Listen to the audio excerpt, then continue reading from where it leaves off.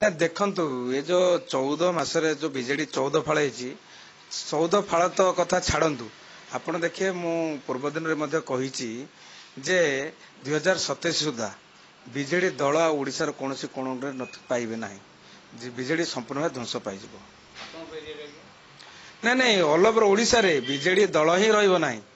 ଯୋଉ ଦଳ ଲୋକଙ୍କର ସ୍ୱାର୍ଥକୁ ଦଳି ଏବଂ ଲୋକଙ୍କୁ ହଇରାଣ ହରକତ କରି ଲୋକଙ୍କର ଆର୍ଥିକ ସ୍ଥିତିକୁ ଯୋଉ ମେରୁଦଣ୍ଡକୁ ଭାଙ୍ଗି ଦେଇଥିଲା ସେ ସରକାର କେବଳ ମିଛ କହି କହିକି 24 ବର୍ଷ ଶାସନ କରିଥିଲେ।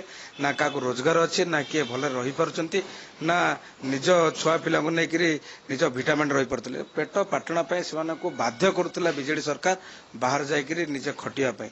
ତେଣୁ ଆଜି ଲୋକମାନେ ଭାବି ନେଇଛନ୍ତି ଏବଂ ବିଚାର କଲେଣି ଏବଂ ବୁଝି ମଧ୍ୟ ଗଲେଣି ଯେ ଯୋଉ ଦଳକୁ 24 ବର୍ଷ ସେମାନେ ରଖିଥିଲେ ଶାସନରେ ସେମାନେ କୋଉଠି ନା କୋଉଠି ଲୋକଙ୍କ ପ୍ରତି ଅନ୍ୟାୟ କରିଥିଲେ। ତେଣୁ ଆଗାମୀ 2027 ସୁଦ୍ଧା ବିଜେଡି ଦଳ ବୋଲି ଆଉ କିଛି ରହିବ ନାହିଁ, ସମ୍ପୂର୍ଣ୍ଣ ଭାବେ ଧ୍ୱଂସ ପାଇଯିବ। ନାଇଁ ଗତ ସାଧାରଣ ନିର୍ବାଚନ ତ ପ୍ରମାଣିତ ହୋଇଯାଇଛି। 13ରୁ ଆମେ 11 ପାଇଛୁ, 2ଟା ଏମ୍ପି ପାଇଛୁ ଏବଂ ଆମର କନ୍ଧମାଳ ଏମ୍ପି ମଧ୍ୟ ଯୋଉଟାକି ଭଞ୍ଜନର ତାର ପାର୍ଟ ଅଛି ଆମେ 3ଟା ଏମ୍ପି ପାଇଛୁ। ତେଣୁକରି ଗଞ୍ଜାମ ଲୋକ ସ୍ପଷ୍ଟ କରିଛନ୍ତି କାହିଁକିନା କରୋନା କାଳରେ ଯେତେବେଳେ ଲୋକେ ଭୟଭୀତ ହେଇକରି ଗାଁକୁ ଫେରିଲେ ତାଙ୍କୁ ଗାଁର ପଞ୍ଚାୟତର ଗୋଟେ ଗୋଟେ ସବୁ ଅଲଗା ଜାଗା କରାଯାଇଥିଲା ଯୋଉଠିକି ତାଙ୍କୁ ରଖାଯାଉଥିଲା। ସେଠୁ ପ୍ରମାଣିତ ହେଲା ସାରା ଓଡ଼ିଶା କଥା ଯଦି ଚିନ୍ତା କରିବା ତାହେଲେ ଗଞ୍ଜାମ ଜିଲ୍ଲାରୁ ଅଧିକାଂଶ ଲୋକ ବାହାରେ ଖଟିବାକୁ ବାଧ୍ୟ ହେଉଥିଲେ। କାହିଁକିନା ଦେଖନ୍ତୁ ଯଦି ରୋଜଗାର ନ ମିଳିବ ପେଟ ପାଟଣା କଥା ଆପଣ ଦେଖିବେ କୃଷି କ୍ଷେତ୍ରରେ ମଧ୍ୟ କୌଣସି ପ୍ରକାର ସହଯୋଗ ମିଳିପାରୁନଥିଲା ଏବଂ ଦଲାଲ ମାନେ ଖାଇ ଦେଉଥିଲେ। ତେଣୁ ଆଜି ଲୋକ ବୁଝିଗଲେଣି ଏବଂ ବିଗତ ନିର୍ବାଚନରେ ମଧ୍ୟ ବୁଝିଗଲେ ଯାହାକି ଆଜି ଓଡ଼ିଶାରେ ଏକ ଲୋକପ୍ରିୟ ମୁଖ୍ୟମନ୍ତ୍ରୀକୁ ଆଣିଛନ୍ତି ଯିଏକି ନିର୍ଦ୍ୱନ୍ଦ୍ୱରେ ଜଣେ ସାଧାରଣ ଲୋକ ତାଙ୍କୁ ଭେଟି ପାରୁଛନ୍ତି। ଆପଣ ଦେଖନ୍ତୁ ବିଜେଡି ଗଭର୍ଣ୍ଣମେଣ୍ଟରେ ନବୀନ ବାବୁକୁ ଭେଟିବା ପାଇଁ 7 ସପନ ଲାଗୁଥିଲା। ଲୋକେ ତ ଭେଟି ପାରୁନଥିଲେ, ମନ୍ତ୍ରୀ ଯେତେବେଳେ ଭେଟି ପାରୁନଥିଲେ ଲୋକେ କୋଉଠୁ ଭେଟିବେ।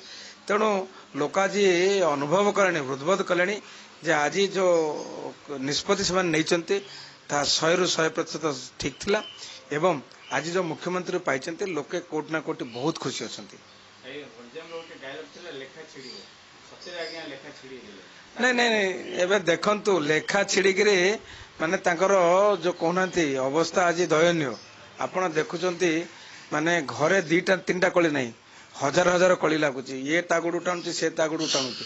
ତେଣୁ ଅନ୍ୟାୟର ଯୋଉ ଫଳ ଆଜି ପାଉଛନ୍ତି କେବେ ମଧ୍ୟ ଏ କଳିଯୁଗ ହେଲେ ମଧ୍ୟ ଭଗବାନ ଅଛନ୍ତି, ନ୍ୟାୟ ଅଛି। ନିଶ୍ଚିତ ଭାବେ ଆଜି ସାଧାରଣ ଲୋକମାନେ ନ୍ୟାୟ ପାଉଛନ୍ତି ଏବଂ ବିଗତ ଦିନରେ ଯୋଉ ଅନ୍ୟାୟ ହେଉଥିଲା କାହା ନାଁରେ ଗଞ୍ଜେଇ କେସ୍ ଲାଗୁଥିଲା, କାହା ନାଁରେ ମିଛ ଆଠୁଚିଟ କେସ୍ ଲାଗୁଥିଲା, କାହା ନାଁରେ ମଦ କେସ୍ ଲାଗୁଥିଲା ଏବଂ ଲୋକଙ୍କୁ ତଳିତଳାନ୍ତ କରିଥିଲେ। ଲୋକେ କେବଳ ଭୟଭୀତ ହେଇକରି କେବଳ ଭୋଟ ଦଉଥିଲେ। ଆଜି ସେ ଦିନ ନାହିଁ, ଏ ସମୟ ନାହିଁ, ସମୟ ବଦଳି ଯାଇଛି।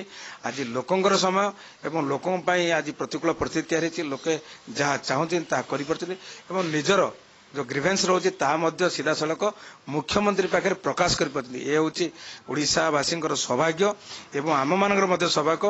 ଆଜିର ସମୟରେ ଆମକୁ କୌଣସି ନା କୌଣସି ସେବା କରିବାର ଗୁରୁ ଦାୟିତ୍ୱ ମିଳିଛି ଏବଂ ଆମେ ଲୋକଙ୍କ ପାଇଁ ସେବା କରିବୁ ଏବଂ ଆଗାମୀ ଭବିଷ୍ୟତରେ ମଧ୍ୟ ଏ ସେବା ଜାରି ରହିବ। ଧନ୍ୟବାଦ।